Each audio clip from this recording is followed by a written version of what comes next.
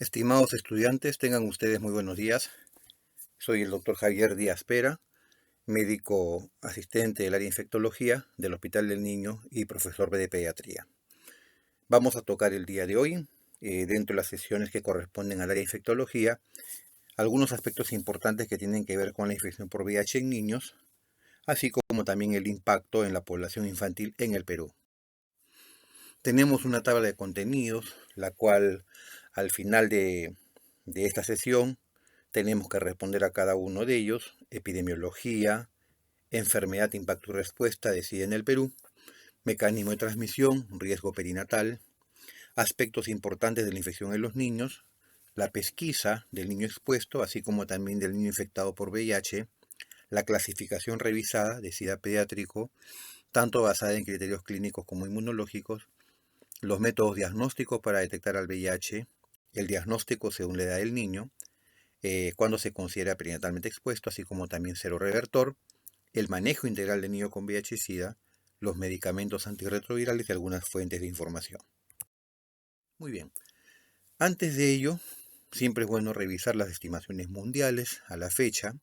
Tenemos datos actualizados al 2019 aproximadamente. El VIH sigue siendo un problema, salud pública mundial. Se ha cobrado más de 30 millones de vidas hasta la fecha. Hacia junio del 2019 se estimaba que habían 37.9 millones de personas que estaban infectadas por el VIH en todo el mundo. Aproximadamente 1.7 a 1.8 millones fueron niños y se produjeron en el mismo periodo 1.7 millones de nuevas infecciones, de las cuales aproximadamente entre 150 a 160 mil fueron niños afectados. Ese mismo año, 2019, fallecieron cerca de 770.000 personas a causa de VIH en todo el mundo, y hasta la fecha, como lo es desde el inicio de la pandemia, tanto las regiones centro-oriental y también del sur de África son las más afectadas, donde habían aproximadamente 20 a 21 millones de personas infectadas en el 2018, así como también cerca del 95% del total de estas nuevas infecciones de VIH se dan justamente en la región del África subsahariana. ¿Cuál es el riesgo global de contraer enfermedad por VIH? El riesgo es aproximadamente 22 veces mayor entre los hombres que tienen relación sexual con otros hombres, o sea, HSH. Es 22 veces mayor entre aquellas personas que se inyectan drogas. Es 21 veces mayor para las trabajadoras sexuales y 12 veces mayor para las mujeres transgénero, considerando que el riesgo global de transmisión, el riesgo global, en la población o hombre-mujer es de 0.3 a 0.5%. En el Perú, el primer caso reportado en adultos fue en el año 83 por el doctor Raúl Patruco, médico del Hospital Cayetano Heredia, el cual hace el diagnóstico en esta persona, que era un varón que procedía de Estados Unidos, peruano que radicaba en Estados Unidos, con un cuadro compatible con una neumonía grave, posteriormente asociada a neumocitis carini, en aquel entonces se le llamaba así, ahora neumocitis Girovechi. El primer caso pediátrico se diagnostica en el Hospital del Niño en el año 1987. De hecho, a lo largo de este tiempo, a pesar de que estamos en un incremento sostenido mínimo, pero se continúan incrementando los índices de VIH-Sida.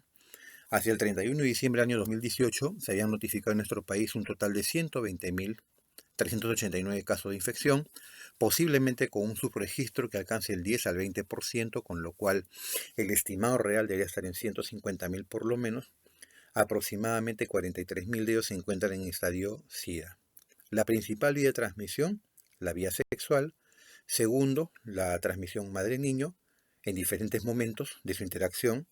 La tercera, principal vía de transmisión, la sanguínea. Las características de la epidemia en el Perú: es una epidemia concentrada, 0.45 para adultos, 0.23 para mujeres embarazadas, así como también 0.4% para los hombres y un 0.1% para las mujeres. Sin embargo, la prevalencia que se ve en aquellos grupos de elevada prevalencia de infección de transmisión sexual y SIDA, lo que se denomina los GEPIDs, dentro de los cuales se encuentran las mujeres trans, así como también los HSH, es de aproximadamente 12.4%. Aquí tenemos una gráfica. Este es un boletín epidemiológico que emite el Centro Nacional de Epidemiología y Prevención de Control de Enfermedades de la Dirección de Epidemiología del MINSA. en el cual vemos cómo han ido variando la incidencia de casos de infección por VIH y SIDA notificados en nuestro país, ¿no? Y vemos cómo hacia el final del año 2018 están reportados, ¿no?, aproximadamente como casos de SIDA en el año 2018, hubo un total de aproximadamente 1.362, con el acumulativo que les mencioné hace un momento de cerca de 43.000 a 45.000 casos de SIDA. La pirámide de distribución por edad y sexo, vemos de que la distribución de esta infección en la población en general se da principalmente en el grupo de los adultos jóvenes, afectando en gran proporción a la población entre los 20 y hasta los 49 años, con una predominancia mayor del sexo masculino con respecto al sexo femenino, lo cual hace aproximadamente una relación de 2.5 a 2.7 a 1, ¿no?, la proporción varón-mujer infectado. Aquí tenemos este gráfico, el cual nos permite reafirmar las principales formas de transmisión, y vemos cómo en sombreado azul cerca de 98% de los casos en nuestro país de transmisión es principalmente por la vía sexual.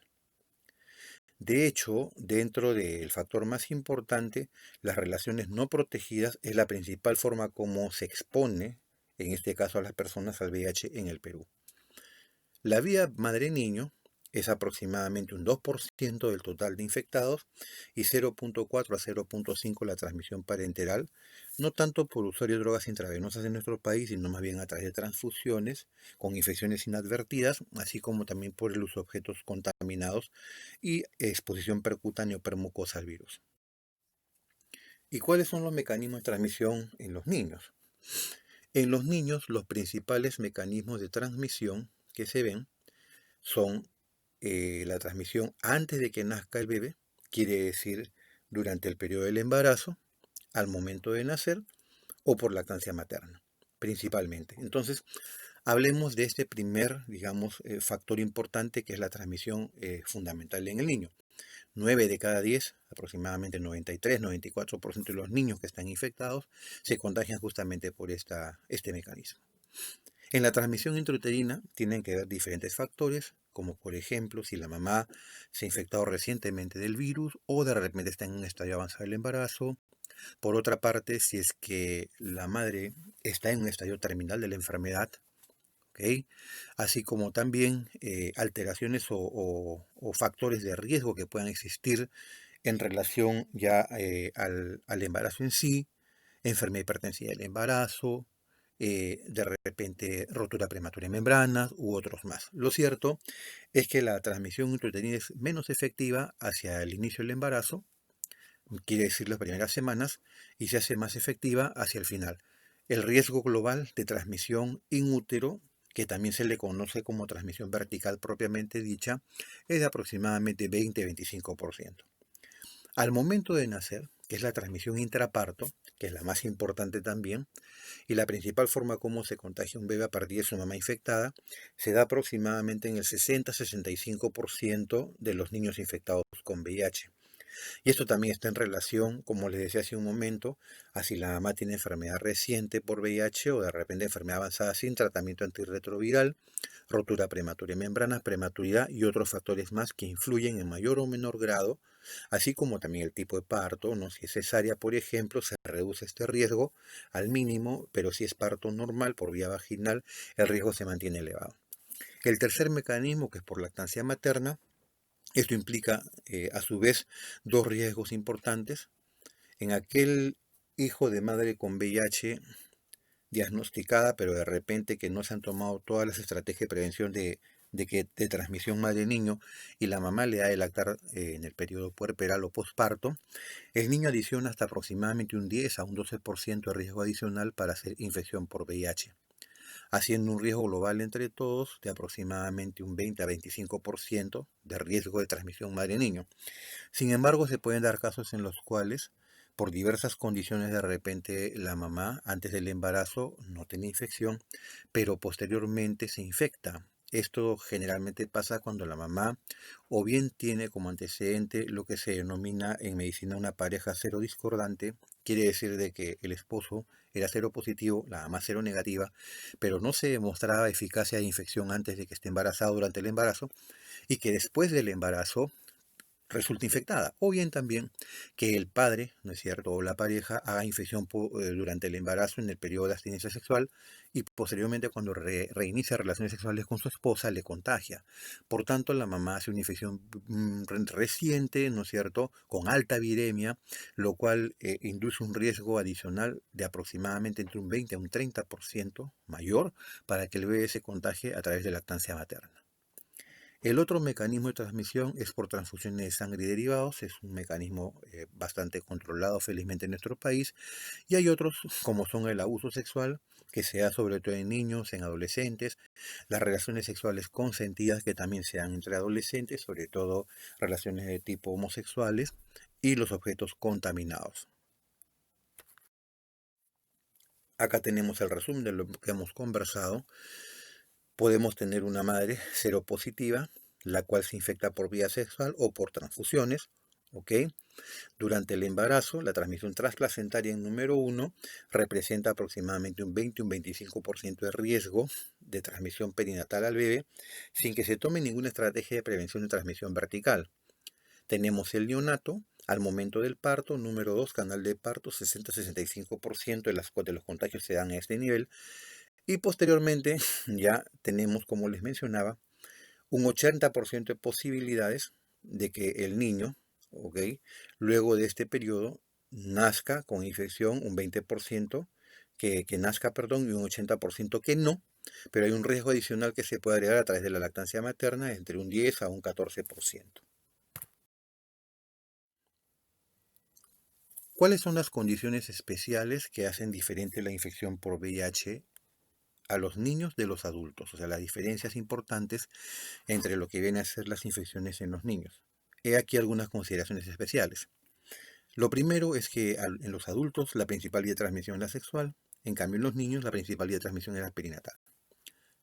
Otra condición es que en los niños, como no suelen hacer muchas veces síndrome retroviral agudo, que sí lo presentan los adultos, e incluso no todos, hay que recordar, haciendo un pequeño paréntesis, que aproximadamente 2 de cada 4 o de cada 5 adultos pueden hacer entre 2 semanas a un mes después de haberse contagiado por vía sexual esta infección, un cuadro caracterizado por fiebre, aumento de volumen de ganglios, molestias en la garganta, puede acompañarse exantema, puede haber incluso disminución de la respuesta inmune, puede haber activación de procesos latentes como puede ser una varicela y hay un herpes zóster, puede haber también complicaciones respiratorias u otras más, que en su conjunto se denominan síndrome retroviral agudo, pero esto no lo presenta el niño, sino más bien el diagnóstico se suele hacer ya cuando tienen complicaciones respiratorias, pérdida de peso, neumonías a repetición, candidiasis a nivel del esófago, etcétera, los cuales expresan directamente una falla en la respuesta inmune. Eso quiere decir que en los niños puede pasar de manera solapada esta infección y presentarse ya en estadios avanzados en los que muchas veces cuando se les pide las pruebas resultan reactivas y recién retrospectivamente identificamos a los padres portadores.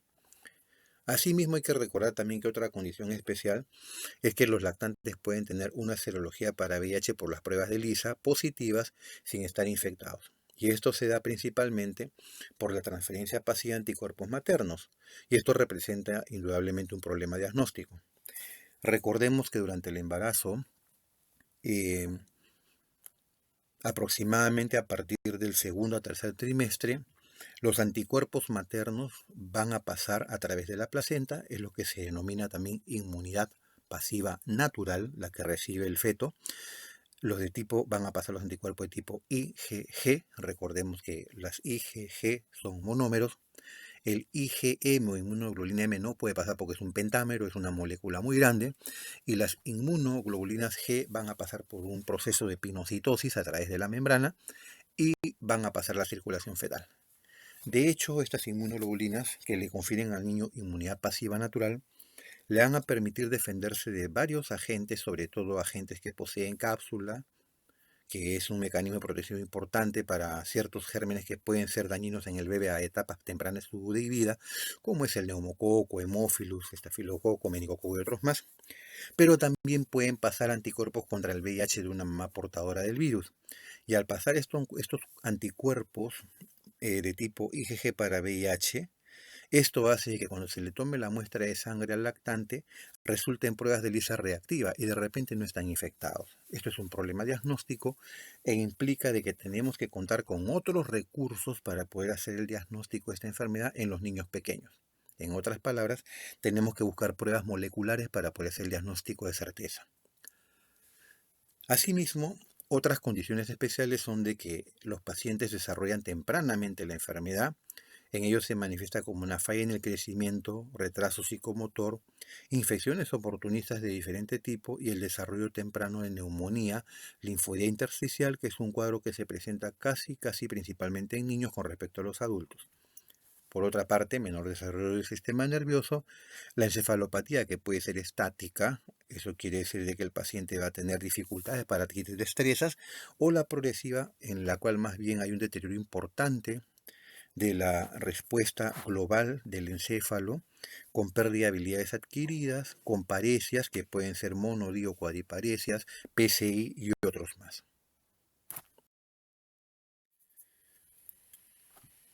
Para terminar, con respecto a las condiciones especiales, el sistema inmune no alcanza la madurez para enfrentar otras enfermedades que preceden la infección por VIH o que existen con ella. Hay que recordar de que en la ontogenia de la respuesta inmune, el niño cuando nace con una excelente inmunidad de tipo celular, pero la inmunidad humoral va madurando a lo largo de los primeros meses y los primeros años, alcanzando su madurez aproximadamente entre los 2 y 3 años de edad. Entonces, si el niño empieza a tener infecciones recurrentes a temprana edad, el sistema inmune aún no está maduro para poder reaccionar de manera correcta. Y hay que tener en cuenta de que el niño va a sufrir mayor impacto porque durante esta etapa de crecimiento, su metabolismo está orientado principalmente al crecimiento y desarrollo, ¿no es cierto?, neurológico y otros más, y si a esto le agregamos una infección hipercatabolizante como la infección por VIH, podemos de alguna manera inferir el impacto que va a tener en el desarrollo en general. El tiempo que transcurre desde el nacimiento hasta la etapa de SIDA es aproximadamente un año, y en la era pretarga, el 50% de los niños fallecían antes de tener 2 años y casi un 80% de los pacientes fallecían antes de los 5 años de edad. ¿De qué manera se llega al diagnóstico en el niño expuesto e infectado por VIH? Lo que se denomina pesquisa. ¿De qué manera llega al diagnóstico?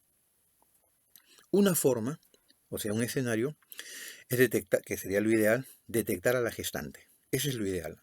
O bien también a la embarazada durante el parto o en el posparto. ¿Para qué? Para poder tomar todas las medidas apropiadas para prevenir la transmisión vertical en el niño. Lo segundo, u otra forma de llegar al diagnóstico en el niño expuesto, es hacer el diagnóstico más bien en los padres. Puede ser en uno, puede ser en otro, y luego se le pide la prueba a los niños y resulta siendo positiva. La tercera forma es que el niño tenga marcadores clínicos de sospecha, fundamentalmente antecedentes personales, clínica, enfermedades centinela, ¿no?, que son las que orientan al diagnóstico, y alteraciones de laboratorio. Entonces, si yo tengo un niño que tiene, por ejemplo, un herpes zóster recurrente, yo de repente me animo a decir, esto no es normal, puede tener inmunodeficiencia, le pido la prueba de ELISA y le sale reactivo. Este niño ha tenido 3 episodios de neumonía en un año. No, esto no va bien. Tiene que haber algún factor, probablemente una inmunodeficiencia. Estudiémosla y dentro de ellos incluir también la prueba de ELISA para VIH, y si sale reactiva estamos confirmando nuestra sospecha diagnóstica. Así como también de la manera más inadvertida y fortuita.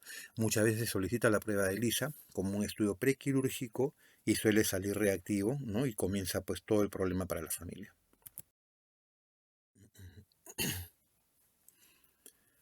¿Cuáles son los marcadores clínicos de sospecha en el niño? Mejor dicho, ¿cuáles son aquellos factores clínicos que me hacen pensar que el niño puede estar infectado por VIH? 1. El retraso o falla en el crecimiento. 2. El retardo psicomotor. 3. Aquellas infecciones severas recurrentes bacterianas, sepsis, neumonía, meningitis, ¿no?, osteomielitis u otras más. 4. Candidiasis oral o también esofágica o candidiasis pulmonar u otras más. 5. pérdida de peso mayor al 10% en el lapso de un mes. 6. La fiebre persistente sin foco o fiebre de origen desconocido. 7. La linfadenopatía generalizada inexplicable. 8. Hepato y esplenomegalia. 9. Diarrea persistente. 10. Tuberculosis extrapulmonar y probablemente otras más, ¿no? Cuando estamos frente a estas condiciones, a estos escenarios, lo más recomendable es, dentro del diagnóstico diferencial, sospechar este problema, ampliar la anamnesis y pedir las pruebas respectivas al niño, ¿no? Me refiero a las pruebas diagnósticas. El sistema de clasificación de esta enfermedad, que está regulada o normada para menores de 13 años, porque se asume que de 13 en adelante ya la clasificación que se utiliza es la de adultos, ¿ok?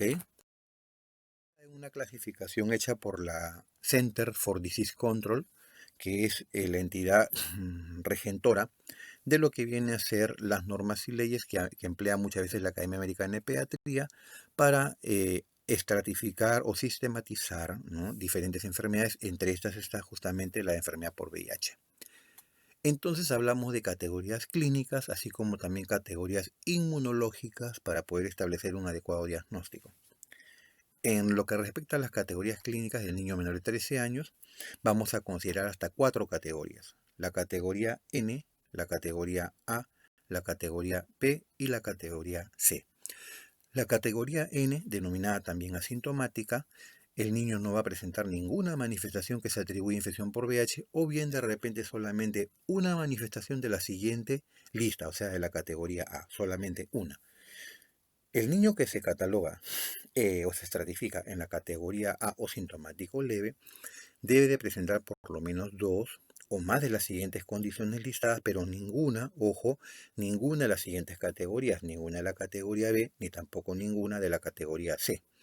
¿Y cuáles son estas condiciones? Linfadenopatía, 2 o más grupos ganglionares que crecen inexplicablemente, hepatomegalia, crecimiento inexplicable del hígado, por encima del promedio establecido para la edad, al igual que esplenomegalia, dermatitis de tipo recurrente, sobre todo que comprometa zonas atípicas de la piel, parotiditis recurrente, así como también infecciones respiratorias altas persistentes o recurrentes, como por ejemplo sinusitis u otitis media recurrente. El moderadamente sintomático, categoría B, incluye una o más características de las listadas a continuación. Puede incluir una o más de la categoría A, pero no debe incluir ninguna del listado de la categoría C, que se entienda eso. Entonces vamos a leer rápidamente cuáles son las condiciones más importantes. Meningitis es una de ellas. Neumonía, como ven ustedes, esto estaría catalogado como el episodio único o primer episodio de infección bacteriana severa. Luego, compromiso hematológico. Puede haber de repente una sola citopenia, como ven ustedes.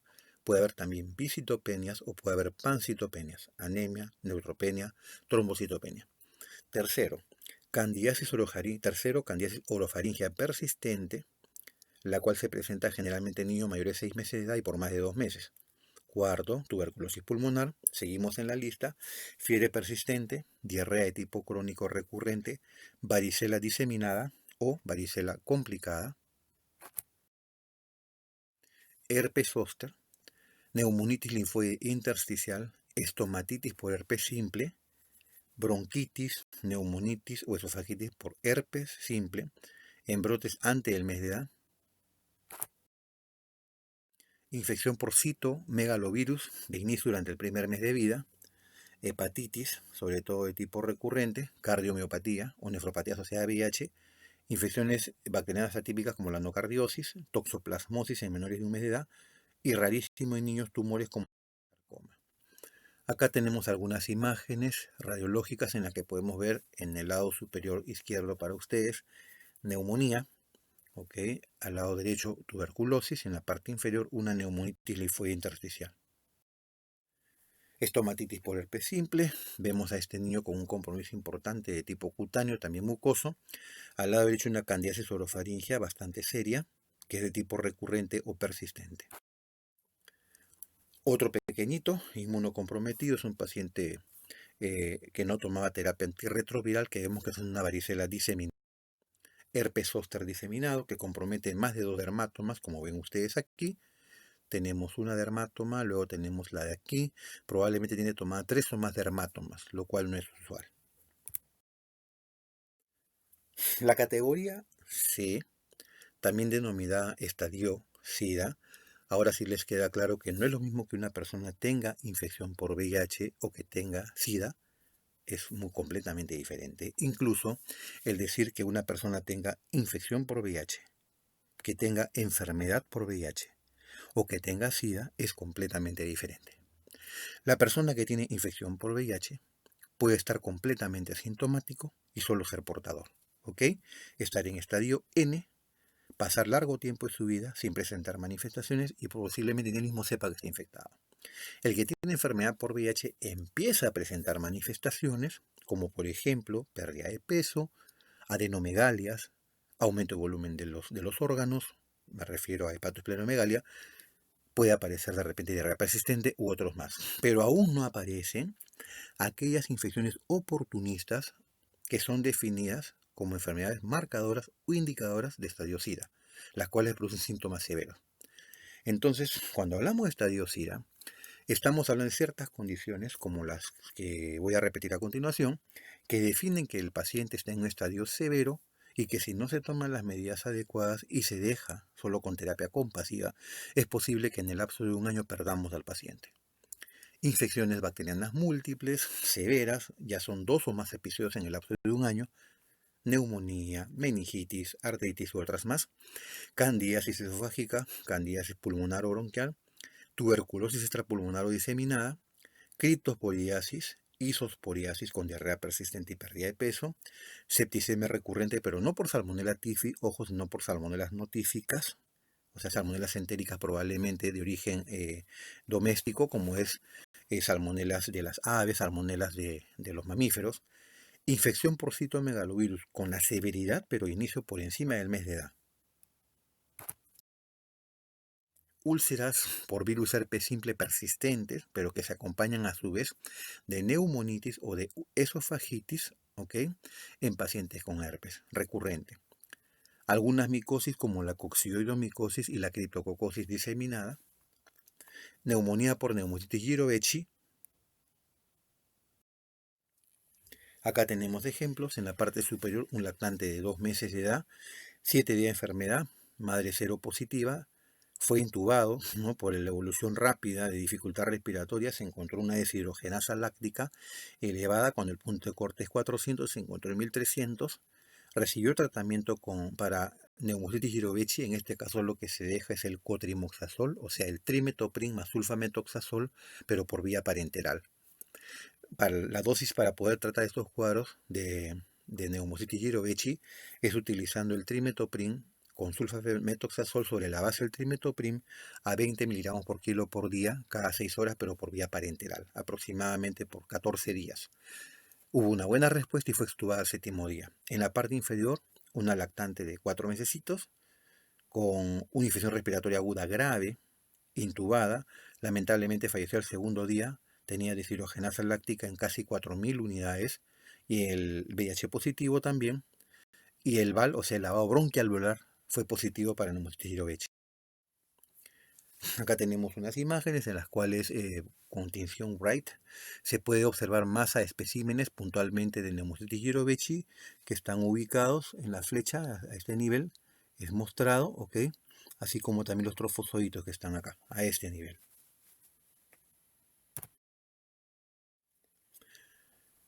Seguimos con algunas condiciones más del sintomático severo. Encefalopatía por VIH, aquí entra el compromiso neurológico, como vemos es condiciones progresivas de más de 2 meses en ausencia de una enfermedad concomitante. Quiere decir de que no se identifica, por ejemplo, que el niño tenga citomegalovirus cerebral, que no tenga toxoplasmosis cerebral, que no tenga meningocefalitis tuberculosa u otros más, y se encuentra encefalopatía por VIH, con retraso psicomotriz, pérdida de habilidad intelectual, deterioro en el crecimiento cerebral, microcefalia, ¿ok? O déficit motor simétrico adquirido con paresias, reflejos patológicos, ataxia o incluso trastornos de la marcha.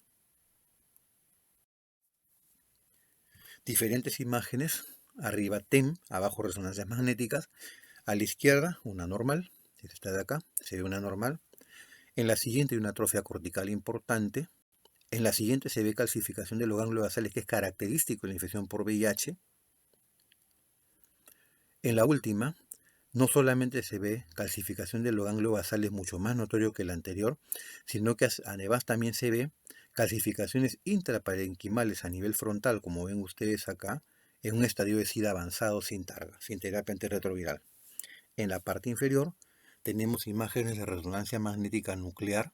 Aquí tenemos toxoplasmosis adquirida con una lesión, como la que vemos acá, intenso edema, se comprime, esta es parte del ventrículo, del lado derecho, pero se comprime por completo el sistema ventricular por el edema circundante.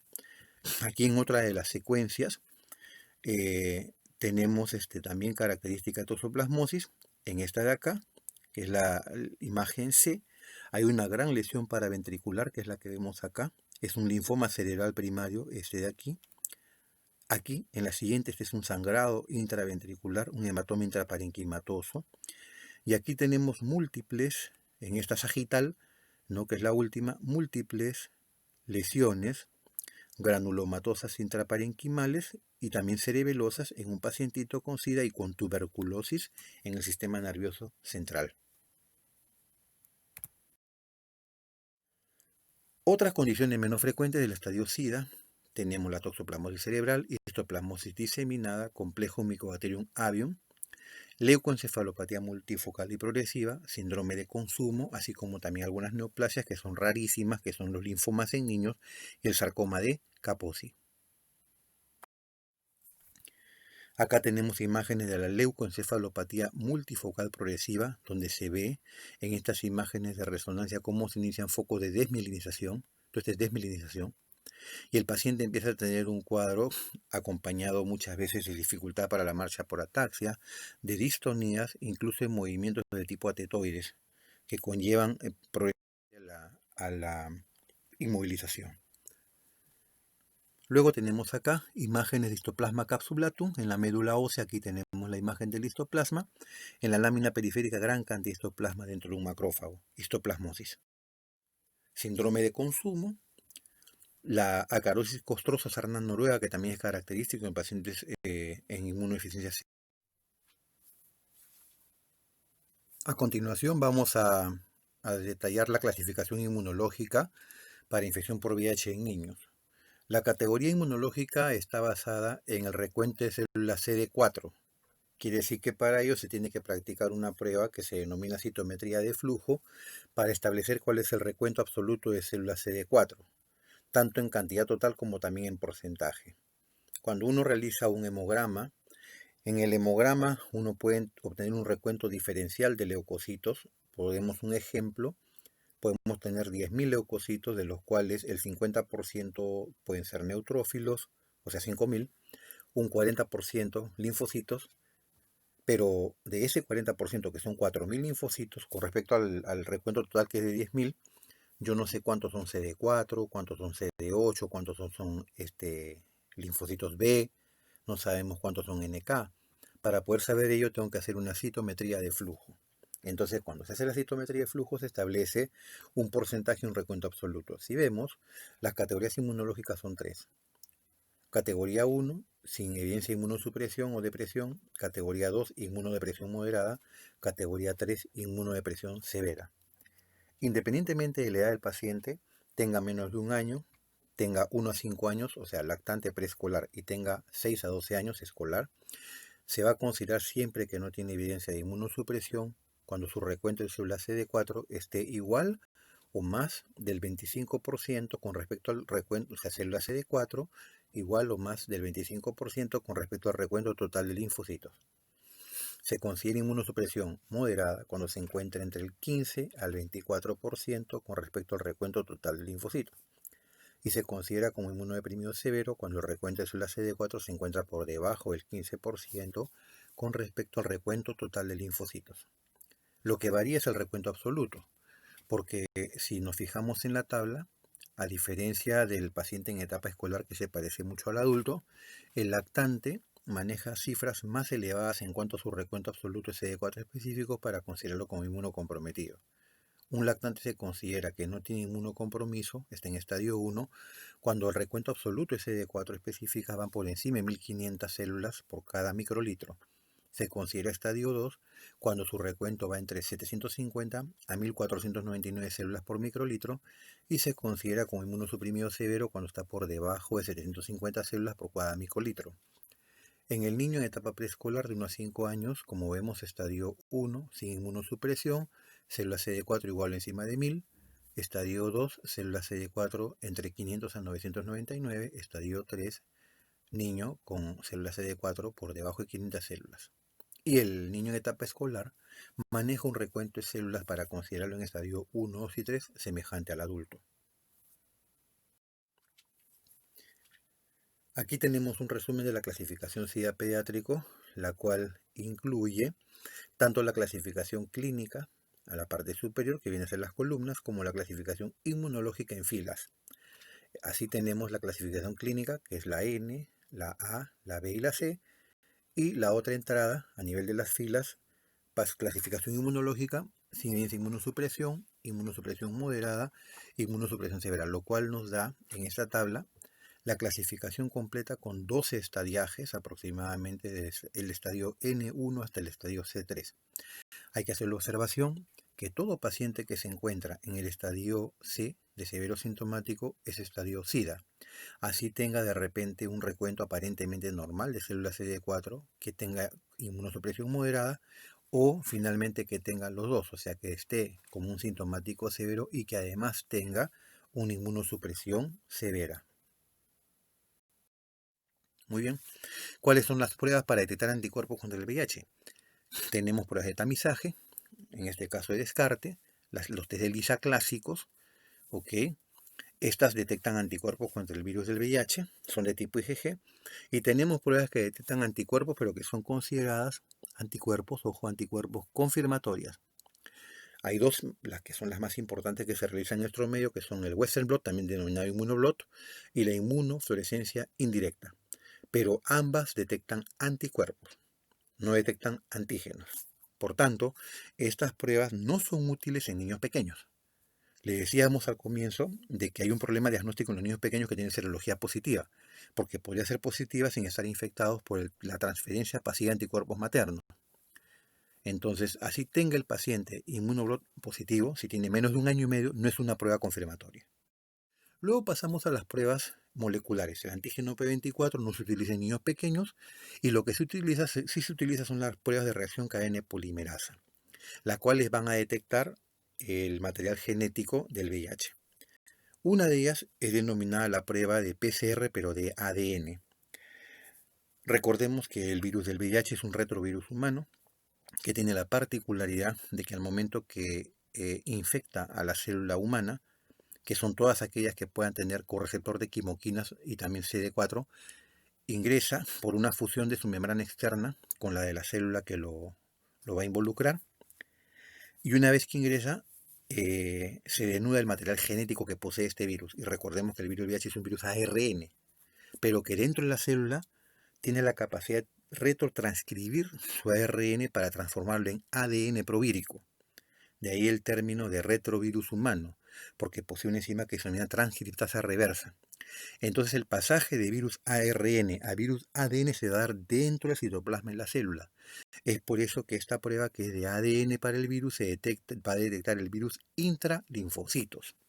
Es la más útil, barata, comparativamente con la carga viral, para hacerle la detección en menores de 1 año y medio, fundamentalmente pequeñísimos, de 1 mes, 2 meses, hasta incluso en recién nacidos es bastante. Luego tenemos la prueba de PCR, pero de ARN, la que se denomina carga viral. Esta va a detectar el ARN circulante en el plasma de la persona, también ligado a linfocitos, ¿ok? Entonces, este es importante básicamente, pero para el seguimiento de la terapia antirretroviral, no tanto para hacer el diagnóstico en niños muy pequeños. En niños pequeños hasta el año y medio debemos de pedir generalmente PCR de ADN. Y más bien la carga viral o PCR de ARN lo pedimos ya en el curso del tratamiento con la terapia antirretroviral para ver el seguimiento. Mejor dicho, cómo va negativizando su carga viral elevada. El cultivo no se realiza por diferentes factores, motivos de bioseguridad, el alto costo, además que requiere cerca de 4 semanas para entregar resultados. Acá tenemos un comparativo de la sensibilidad de las pruebas para utilizar los diversos métodos diagnósticos, los más importantes que son los moleculares, en niños nacidos de madres con infección por VIH. Y vemos cómo aproximadamente a la tercera semana, ya la sensibilidad de la prueba de ADN, o sea, de PCR de ADN, es de un 100%, y la sensibilidad más bien de la carga viral es 50%. Entonces yo podría hacer el diagnóstico incluso a partir de la tercera semana con las pruebas que tenemos en nuestro país. Me refiero al recién nacido, a partir de la tercera semana de vida, pidiéndole PCR de ADN, una prueba que comparativamente con la carga viral cuesta la mitad, ¿no? Si estamos hablando de un costo aproximadamente de 200 para una prueba de ADN, PCR, la carga viral está en 400 a 450 nuevos soles. Algunas consideraciones importantes para el diagnóstico, por lo menos en los niños, ¿no? La primera es que hay que recordar de que la infección por VIH puede ser asintomática generalmente o bien cursa con una sintomatología bastante inespecífica a los 2 a 3 primeros meses de vida. Por eso el diagnóstico precoz de la infección debe basarse fundamentalmente en pruebas de laboratorio.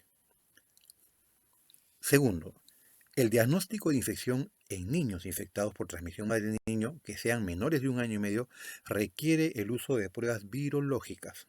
¿Y esto por qué? Porque los anticuerpos específicos que son transferidos por vía transplacentaria de la mamá al bebé pueden interferir con la interpretación de pruebas de laboratorio. Por tanto, estas pruebas de anticuerpos, ELISA y Western blot, deben de pedirse en mayores de 1 año y medio. Recuérdenlo, pregunta de examen. ¿Cómo se hace el diagnóstico en conclusión en menores de 1 año y medio? Se considera, ¿no es cierto?, que se puede hacer un diagnóstico con certeza si se dispone por lo menos de 2 pruebas de ADN, o sea, de PCR de ADN, realizada en un intervalo de primera en 4 semanas de vida y la segunda aproximadamente a los 3 meses de edad, o bien cuando el lactante cumple con los criterios clínicos de SIDA. En mayores de 1 año y medio, el diagnóstico se va a hacer cuando contemos con pruebas de ELISA repetidamente. Son 2 pruebas de ELISA positivas con un test confirmatorio positivo, Western blot o inmunofluorescencia indirecta, o claro que también podríamos contar con los criterios anteriores que son los detallados para menores de 1 año y medio. Quiere decir que yo también al mayor de 1 año y medio le podría pedir PCR, le sale reactivo, ¿no es cierto? Estadio SIDA, también hace diagnóstico, en este caso por clínica, pero por un tema de costos se hace generalmente las pruebas serológicas. También se habla de un diagnóstico de exposición perinatal o niño perinatalmente expuesto. Se considera como niño perinatalmente expuesto aquel hijo de madre con VIH que no va a cumplir criterios clínicos de SIDA, o sea, puede estar en estadio N, A o B, es cero positivo por ELISA o Western blot, pero tiene menos de 1 año al momento de la prueba. Recuerden, para poder confirmar que este perinatal está infectado tiene que hacerle PCR de ADN. O bien es un nacido de madre con VIH, pero por diversas razones la mamá se niega, ¿no es cierto?, a que se le haga la prueba a su niño. O bien de repente sale de alta y ya no la encuentran más. El estado serológico del niño es desconocido, entonces se considera solamente como exposición perinatal. Ahora pasamos al manejo integral del niño infectado con VIH y SIDA. Como ustedes ven en esta diapositiva, el manejo es multidisciplinario. Dependiendo del nivel de complejidad del centro de atención, puede incluir algunos de ellos, y si es de repente un centro especializado o instituto, se requiere una participación de varios especialistas. El manejo integral o multidisciplinario incluye básicamente un médico pediatra, una enfermera, un asistente social, un odontólogo, padres o tutores, profesores, psicólogos. Si estamos en un centro especializado, entonces el caso va a ser manejado por un infectólogo que a su vez va a tener necesariamente que recurrir a interconsultas con neurología, neumología, probablemente con cardiólogos, nefrólogos, gastroenterólogos y otros más para poder darle la mejor atención y garantizar la mejor atención de calidad y por ende también que este niño lleve su vida completamente normal. Como vemos, el manejo integral de los niños parece sencillo en una sola lista, pero incluye varios procesos como son precisar su diagnóstico, luego el seguimiento laboratorial, sobre todo cuando ya está en terapia antirretroviral, Manejar sindrómicamente sus problemas, porque puede ser un niño con una fiebre sin foco, puede ser otro niño que viene con infección respiratoria, otro niño con diarreas, otros niños con síndromes histéricos, otros con síndromes neurológicos, etc. Así como también establecer el manejo causal, o sea, el manejo etiológico de eventos oportunistas que pueda presentar. Varicela zoster es uno de ellos, tuberculosis otro, infección por citomegalovirus, toxoplasmosis, criptococosis, ¿no? Y en estadios más avanzados incluso micobacteriosis atípica, o sea, complejo Mycobacterium avium. También en el manejo integral no puede dejarse de lado el crecimiento y desarrollo, es el control de CRET, el manejo nutricional, sus inmunizaciones, los tratamientos profilácticos para que no se enferme, profilaxis para TBC con isoniazida, sería uno de ellos, profilaxis para neumonía por neotitis girovecii con cotrimoxazol u otros más. La terapia antirretroviral, el manejo de los efectos secundarios, eventualmente toxicidad o interacciones medicamentosas asociadas al uso de la terapia antirretroviral, así como también las diversas medidas de control y prevención que son ya multisectoriales. ¿Cuáles son las recomendaciones actuales dadas en esta resolución directoral del año 2020 del Instituto de Salud del Niño? A partir de aquí, la parte final de la exposición, en este caso de la sesión didáctica, me estoy basando en los últimos criterios que se están manejando en este centro de referencia que es el Instituto de Salud del Niño para manejar terapia antirretroviral en infantes y niños. Entonces, la recomendación es la siguiente. Todo niño y todo adolescente que vive con VIH debe recibir terapia antirretroviral independientemente de su edad, sea lactante, sea preescolar, sea escolar adolescente, independientemente de su recuento de linfocitos, tenga más de 1500 o de 1500 o tenga menos de 500 o de 200, o también de la carga viral. O sea, todos reciben targa, muy semejante al adulto. Los antirretrovirales han sido un grupo de medicamentos que han permitido de alguna manera mitigar y mejorar la sobrevida y también mejorar la calidad de vida en estas personas infectadas por VIH-Sida, los cuales se clasifican en diferentes grupos, algunos con mayor potencia que otros. De hecho, los últimos medicamentos que han surgido tienen mucho mayor potencia que los anteriores. Clásicamente se dividen en los medicamentos inhibidores de la enzima transcriptasa reversa. El otro grupo son los inhibidores de las proteasas. El otro grupo, inhibidores de la enzima integrasa. ¿Ok? El otro grupo son los inhibidores de fusión y de entrada, o también antagonistas SR5, y los potenciadores farmacocinéticos. Cuando hablamos de inhibidores de transcriptasa reversa, estamos hablando de dos subgrupos. Uno, que son algunos medicamentos análogos de nucleócidos o de nucleótidos, por lo tanto, todos ellos son fármacos que van a incluir en su molécula un nucleócido. Recordemos que el nucleócido es una base nitrogenada más una pentosa. La pentosa puede ser ribosa o desoxirribosa. La base nitrogenada puede ser una base purínica o puede ser una base pirimirínica. Estos es, digamos, conceptos de bioquímica básica y de biología. Por tanto, los análogos nucleócidos pueden de repente tener dentro de su composición o nucleócidos en su composición derivados de la timidina, derivados de la citidina, derivados del uracilo, de la inosina u otros más. Entonces, estos van a actuar como falsos nucleótidos, se van a incorporar a la cadena y se va a terminar la síntesis del ADN provírico. En cambio, los antagonistas de la transcriptasa reversa no nucleócidos van a interactuar a nivel del sitio activo de la enzima, inhibiendo competitivamente. Entonces, actúan a nivel del sitio activo. Aquí tenemos la clasificación completa de los antirretrovirales. Los inhibidores de enzima transcriptasa reversa, que son análogos nucleócidos, los ITRN, más utilizados son el abacavir, emtricitabina, lamivudina, tenofovir y sibudina, al costado con la abreviatura internacional. Los inhibidores de transcriptasa reversa no nucleócidos, que no son análogos, son tres: efavirenz, etravirina y rilpivirina, que se utilizan en niños. Estos son todos los que se usan en niños. Los IP, que son inhibidores de proteasas, están el atazanavir, darunavir, lopinavir con ritonavir, saquinavir y tripanavir. Abajo, los que son considerados como medicamentos de segunda línea, no se utilizan inmediatamente. Tenemos primero los inhibidores de la transferencia de la integrasa, o sea, los inhibidores de integrasa, raltegravir y dolutegravir. Luego tenemos inhibidores de fusión y de entrada, justamente cuando el virus es reconocido por correceptores e ingresa, tenemos el enfuvirtide y el maraviroc, así como algunos potenciadores farmacocinéticos que, valga la redundancia, van a potenciar el efecto fundamentalmente de los inhibidores de proteasa. O sea, estos de aquí, puntualmente ritonavir, que es para niños, potencian a varios de los medicamentos que están en la parte superior, como vemos en el lopinavir con ritonavir. Lopinavir potenciado, podemos también dar atazanavir con ritonavir, podemos dar darunavir con ritonavir.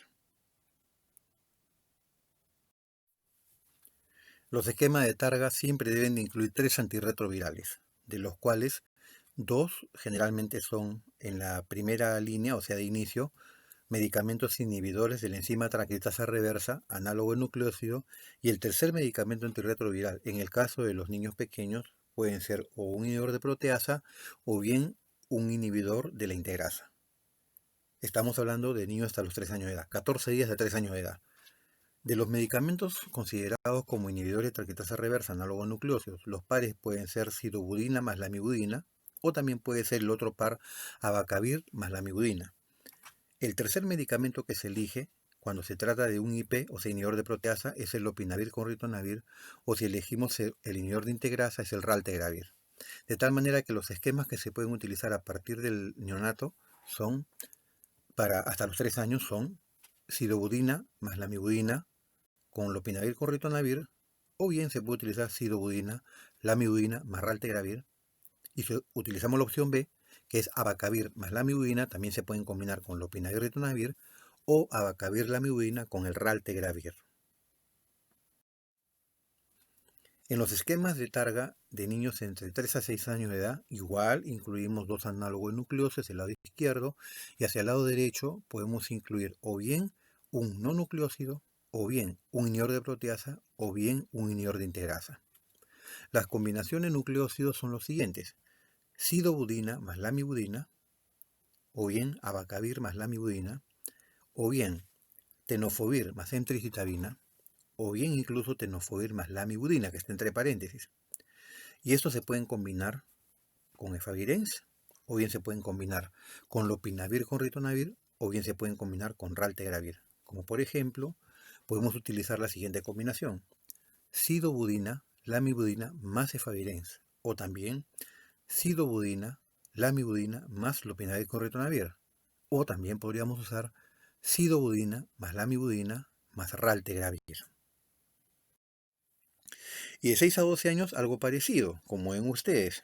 Igual se consideran algunos duples acá, que es el de los 2 análogos de nucleócidos, sido con lami, o sea, sidobudina con lamivudina, sidobudina con abacavir, o bien también, en este caso, tenofovir con entricitabina o tenofovir con lamivudina más, tenemos el efavirenz, o bien lopinavir con ritonavir, o dentro de los llamados inhibidores de integrasa, ya se incluye una variable más, el raltegravir o este medicamento que es el dolutegravir, que se puede utilizar en niños mayores de 6 años, mayores de 12 años, perdón.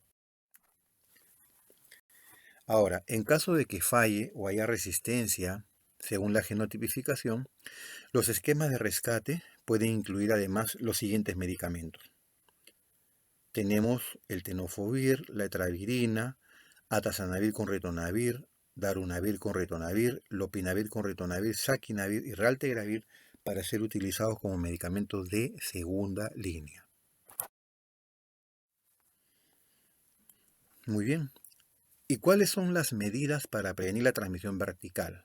O sea, ¿qué medidas son las que se aplican para poder reducir el riesgo de la infección? Una de ellas, que es la más importante, es detectar a todas las gestantes infectadas mediante un tamizaje basado en escenarios, definitivamente. Es un tamizaje basado en escenarios, ¿no? Entonces hay tamizaje con la prueba de ELISA para VIH en el primer trimestre y luego repetirla 3 meses después, el diagnóstico intraparto, la terapia interretroviral de las gestantes infectadas, el parto por cesárea, ¿ok? Así como también no dar lactancia materna, en este caso al bebé, más bien darle un sucedáneo de lactancia materna desde que está en el periodo neonatal y administrar sidobudina al recién nacido. Cuando les mencionaba esto de detectar gestantes infectadas mediante escenarios, me refería a que el Ministerio de Salud maneja 3 escenarios de prevención de transmisión madre-niño. El primer escenario está relacionado con aquella gestante en la que se hace el diagnóstico de la enfermedad por VIH durante el embarazo. Puede ser hecha con la primera prueba, en el primer control que tiene la gestante, o bien se le puede hacer en la segunda prueba, cuando se le toma la prueba 3 meses después. O bien muchas personas que no van en el primer control, se le hace el diagnóstico cuando vienen en el segundo o tercer trimestre. O sea, cuanto más lejos esté o más cercano al momento de parto, ha habido más tiempo que ha pasado de gestación, por tanto también ha pasado mucho más tiempo el periodo de ventana serológica que puede tener un adulto para que la prueba para ELISA se positivice. Entonces, lo ideal es detectar a la gestante y una vez detectada durante el embarazo, comenzar el targa a partir de la semana 12 a 14 de la gestación. O bien cuando se le detecte, si se detecta en el segundo trimestre, comenzar el targa, tercer trimestre, comenzar el targa. Y que llegado al final del periodo del embarazo, se programe su parto por cesárea, entonces el bebé nace por cesárea, no se le da lactancia materna y al bebé se le va a administrar el medicamento sidobudina por aproximadamente 28 días. El escenario 2 es aquel en el que tenemos a la gestante que vive con VIH-Sida. O sea, ella sabiendo, ¿no es cierto?, que tiene esta infección, programó con sus médicos, tenía carga viral indetectable y decide ser mamá. Entonces, durante el embarazo, lo que se hace es que continúe con su targa. Continúa con su targa y al igual que el escenario 1, se somete a cesárea, el bebé nace, no toma leche materna y luego se le da también sidobudina por aproximadamente 28 días. El tercer escenario o de diagnóstico intraparto resulta cuando la gestante no es detectada y más bien cuando llega en trabajo de parto a la sala de dilatación, entonces se detecta pruebas rápidas que ella aporta el virus del VIH. Generalmente pasa esto con las adolescentes. Entonces acá hay varios factores, ¿no? Si ha habido una rotura prematura de membrana, si tiene una dilatación mayor a menor de 4, ¿no? Se establece si puede nacer el bebé por cesárea o ya tiene que nacer por vía vaginal. En este caso se le da a la mamá nevirapina, ¿no? En algunos centros dan sidobudina intravenosa. El bebé cuando nace va a recibir sidobudina por 6 semanas, sidobudina por 6 semanas, por eso acá puse 6 semanas, y además va a recibir el medicamento nevirapina el día 1, el día 3 y el día 7 postparto. Muy bien, entonces de esta manera podemos evitar el riesgo de transmisión y de alguna manera brindar a los pacientes la mejor calidad en atención. Esta última diapositiva es para hacer un homenaje a nuestra niñita del lado derecho para ustedes en la cámara, Jennifer Morales Soto. Jennifer debe tener ahora 28 o 29 años. Fue la primera paciente dentro del área de infectología que logró sobrevivir a esta enfermedad en una época muy difícil en la que no había prácticamente terapia antirretroviral. De hecho, así como la ven, probablemente ha cambiado un poco nada más sus facciones a la fecha. Ella conserva muchas de las características infantiles a pesar de su edad y en este momento trabaja como una voluntaria en un hogar para niños con VIH. El otro pequeñito del lado izquierdo, él está vivo felizmente también, ya superó los 18 años de edad, y la niña del centro lamentablemente meses después de esta toma, que data aproximadamente del año 2003-2004, falleció de un problema muy parecido a un sarcoma de Kaposi. Con esto hemos concluido la sesión didáctica del día de hoy. Yo les agradezco su atención. Estaremos planos en ver la forma de poder responder algunas preguntas que puedan surgir a lo largo de repente la revisión de este tema. Y no me queda más que agradecerles por su atención. Acompañaré esta presentación de algunos temas de revisión, o sea unas revistas tal vez, para que puedan ustedes ampliar un poco los conocimientos. Nuevamente les agradezco su atención y tengan ustedes muy buen día.